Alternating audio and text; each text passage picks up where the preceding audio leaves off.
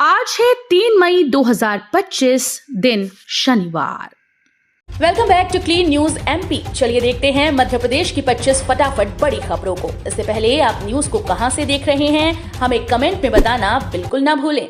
साथ ही हमारे Facebook page को भी फॉलो करें। फेसबुक पेज का लिंक डिस्क्रिप्शन में दिया गया है। किसानों की समृद्धि के लिए मंदसौर में आज को राज्य स्तरीय कृषक सम्मेलन का आयोजन। मुख्यमंत्री डॉक्टर मोहन यादव प्रदेश में कृषि नवाचार और उद्यमिता को बढ़ावा देने के उद्देश्य से आज मंदसौर जिले के सीतामऊ में राज्य स्तरीय कृषक सम्मेलन और कृषि उद्योग समागम 2025 का शुभारंभ करेंगे। इस एक दिवसीय आयोजन में उप मुख्यमंत्री जगदीश देवड़ा, कृषि मंत्री ऐदल सिंह कंषाना, उद्यानिकी व खाद्य प्रसंस्करण मंत्री नारायण सिंह कुशवाहा, जनप्रतिनिधि, कृषक, उद्यमी, निर्यातक और एफपीओ प्रतिनिधि बड़ी संख्या में भाग लेंगे। करोड़ों लाडली बहनों के लिए अपडेट। इस दिन आएगी 24वीं किश्त, फिर खाते में आएंगे 1250। मध्य प्रदेश के करोड़ों लाडली बहनों के लिए अच्छी खबर है। मई का महीना लग गया और अब अगली किश्त भी आने वाली है। खबर है कि योजना की 24वीं किश्त 15 तारीख तक जारी की जाएगी, क्योंकि अंतरण की तारीख में सदैव एक रूपता लाने के लिए अप्रैल में कैबिनेट बैठक के दौरान मोहन सरकार ने फैसला किया था कि वो प्रतिमाह 15 तारीख के आसपास बहनों के खाते में राशि भेजेगी। मध्य प्रदेश में अब 2 बार होगी 10वीं और 12वीं की बोर्ड परीक्षा, खत्म होगी सप्लीमेंट्री परीक्षा। मध्य प्रदेश में अब 10वीं और 12वीं की बोर्ड परीक्षा 2 बार होगी। पहली परीक्षा फरवरी मार्च और दूसरी जुलाई अगस्त में होगी। इस व्यवस्था को स्कूल शिक्षा विभाग ने माध्यमिक शिक्षा मंडल विनियम 1965 में संशोधन कर शुक्रवार को अधिसूचना राजपत्र में जारी कर लागू कर दिया है। अधिकारियों कर्मचारियों के लिए कड़क आदेश, 24 घंटे चालू रखना होगा मोबाइल। आम लोगों को सबसे ज्यादा शिकायत इस बात की रहती है कि अधिकारी कर्मचारी न तो ऑफिस में मिलते हैं न फोन रिसीव करते हैं। कई अधिकारियों कर्मचारियों के मोबाइल तो अक्सर बंद मिलते हैं। बिजली विभाग में तो ये शिकायत आम है, जिस पर विभाग ने सख्ती दिखाई। मध्य क्षेत्र विद्युत वितरण कंपनी ने अपने अधिकारियों कर्मचारियों के लिए 24 घंटे मोबाइल चालू रखने का कड़क आदेश जारी कर दिया है। विदिशा बस हादसे में 4 लोगों की मौत, सीएम ने किया मुआवजे का ऐलान। मध्य प्रदेश के विदिशा जिले में भीषण सड़क हादसा हो गया। इंदौर से सिरोंज जा रही एक बस दुर्घटनाग्रस्त हो गई। इसमें 4 लोगों की मृत्यु के समाचार हैं। मुख्यमंत्री मोहन यादव ने इस घटना पर गहरा दुख व्यक्त करते हुए मृतकों के परिजनों को आर्थिक सहायता देने का ऐलान किया। जिला प्रशासन की मदद से दुर्घटना में हुए घायलों को जिला चिकित्सालय में उपचार हेतु समुचित व्यवस्था की गई। ओंकारेश्वर पहुंचे सीएम मोहन यादव, दीक्षांत समारोह में हुए शामिल। मध्य प्रदेश के मुख्यमंत्री डॉक्टर मोहन यादव शुक्रवार को इंदौर से बाय रोड ओंकारेश्वर पहुंचे। वैदिक मंत्रोच्चारण के साथ सीएम का स्वागत हुआ। यहां नर्मदा स्थित अभय घाट पर शंकराचार्य जयंती के मौके पर दीक्षांत समारोह हुआ। इस दौरान सीएम मोहन के अलावा आचार्य महामंडलेश्वर स्वामी अवधेशानंद गिरी समेत कई संत मौजूद रहे। एमपी के 33 जिलों में तूफानी आंधी बारिश का येलो अलर्ट जारी। मई माह की शुरुआत के साथ ही मौसम का मिजाज बदल गया। मध्य प्रदेश में इन्हीं तेज हवाओं के साथ आंधी चली तो कहीं गरज चमक के साथ बौछारें और बूंदाबांदी हो रही है। वहीं कहीं उमस भरी गर्मी का सामना लोगों को करना पड़ रहा है। अगले 3-4 दिन मौसम का मिजाज इसी तरह रह सकता है। मौसम विभाग ने कई जिलों में बादल गरज चमक के साथ बौछारों के साथ साथ कुछ स्थानों पर ओलावृष्टि की संभावना जताई। 15 विषयों का कॉम्बिनेशन कोर्स शुरू करेगा जबलपुर का रानी दुर्गावती विश्वविद्यालय। रानी दुर्गावती विश्वविद्यालय में वर्तमान सत्र 2025-26 से एनईपी 2020 के अंतर्गत स्नातक स्तर पर विज्ञान विषय में 15 कॉम्बिनेशन कोर्स शुरू किए जाएंगे। प्रवेश समिति की बैठक में विज्ञान विषय के 11 नए रोजगारोन्मुखी पाठ्यक्रमों और विगत सत्र से संचालित 4 पाठ्यक्रमों कुल मिलाकर 15 पाठ्यक्रमों का संयोजन प्रारंभ किया जाना प्रस्तावित किया गया है। बिजली कटते ही इस नंबर पर करें कॉल, तुरंत होगा समाधान। मध्य प्रदेश में आंधी बारिश के दौरान और अन्य व्यवधान के कारण हुए बिजली फॉल्ट की शिकायतें दर्ज कराने के लिए मध्य क्षेत्र विद्युत वितरण कंपनी के द्वारा उपभोक्ताओं को अनेक विकल्प प्रदान किए गए। उपभोक्ता इन विकल्पों में से किसी भी एक विकल्प का उपयोग कर अपनी विद्युत व्यवधान संबंधी शिकायतें दर्ज कर आसानी से निराकरण करा सकते हैं। कंपनी ने कहा कि उपभोक्ता शिकायत दर्ज करने के लिए अपने मोबाइल में कंपनी के व्हाट्सएप नंबर 0755255122 को सेव कर मैसेज हाई लिखकर भेजें और आगामी संदेशों का पालन करें। एमपी के इस रेलवे स्टेशन में मिलेगी नई आधुनिक सुविधा, मई से शुरू होगी प्रक्रिया।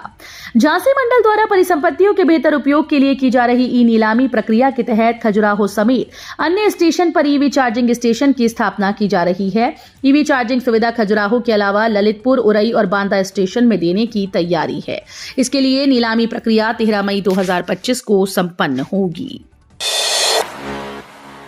एमपी के विभागों में हजारों पद खाली, चलेगा विशेष भर्ती अभियान। एमपी में सरकारी कामकाज का तरीका अजब है, क्योंकि आरक्षित वर्ग के पदों की भर्ती के लिए समय समय पर विशेष भर्ती अभियान चलाए गए।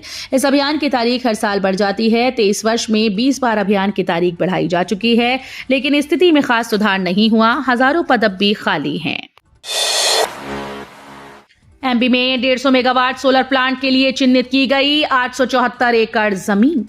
अगर सब कुछ ठीक रहा तो मध्य प्रदेश के सतना जिले की रैगांव विधानसभा में एक सोलर प्लांट स्थापित किया जाएगा। ये प्लांट रीवा के गुड़ में स्थापित प्लांट की तर्ज पर बनाया जाएगा, जिसके लिए शिवराजपुर और उर्दना खुर्द में 874 एकड़ जमीन चिन्हित की गई। इसका परीक्षण ऊर्जा विकास के अधिकारियों के द्वारा किया जा रहा है। एमपी के 1296 गांव के लिए वरिष्ठ मंत्री का बड़ा ऐलान। मध्य प्रदेश के 1296 गांव के लिए बड़ा ऐलान किया गया। प्रदेश के जनजातीय कार्य मंत्री डॉक्टर विजय शाह ने यह अहम घोषणा की। उन्होंने बताया कि राज्य के जनजातीय छात्रों के लिए सुविधा के लिए हॉस्टल बनाए जाएंगे। कई हॉस्टल की तो स्वीकृति भी मिल चुकी है। केंद्र सरकार द्वारा प्रधानमंत्री जनजातीय आदिवासी न्याय महाअभियान में जनजातीय वर्ग के आर्थिक, सामाजिक और शैक्षणिक उत्थान के लिए 51 छात्रावासों को स्वीकृति दी गई। बॉक्साइट खनन पर ग्रामीणों ने जताई आपत्ति। बैगा आदिवासियों की जमीन हड़पने का लगाया आरोप। जनपद पंचायत बजाग अंतर्गत ग्राम पंचायत पिपरिया माल में बॉक्साइट खदान को लेकर विरोध के स्वर मुखर होने लगे हैं। खनन कार्य पर ग्राम पंचायत ने अभिमत देते हुए आपत्ति कलेक्टर को सौंप दिया। ग्राम पंचायत के माध्यम से दर्ज कराई गई आपत्ति में लगभग 1 सैकड़ा ग्राम वासियों के दस्तखत और अंगूठे के निशान हैं। सिंगरौली में बनेगा नया बस स्टैंड, 3 एकड़ में फैलेगा। एमपी के सिंगरौली जिले में जिला मुख्यालय पर वर्तमान बस स्टैंड की जगह नया आलीशान भवन युक्त बस स्टैंड 1-2 वर्ष बाद शहर के मानचित्र पर अस्तित्व में आएगा। नए व विस्तृत क्षेत्रफल वाले बस स्टैंड का निर्माण 3 एकड़ में होगा। शहर की जरूरत के अनुसार वर्तमान बस स्टैंड में जगह कम होने के कारण परेशानी की स्थिति है। मालामाल होगा एमपी, राज्य को 7,000 करोड़ रुपए ज्यादा देगी केंद्र सरकार। मध्य प्रदेश की बिगड़ती आर्थिक स्थिति के बीच एक राहत भरी खबर सामने आई है। प्रदेश को केंद्र सरकार द्वारा दिए जाने वाले फंड में इस बार खासा इजाफा हुआ।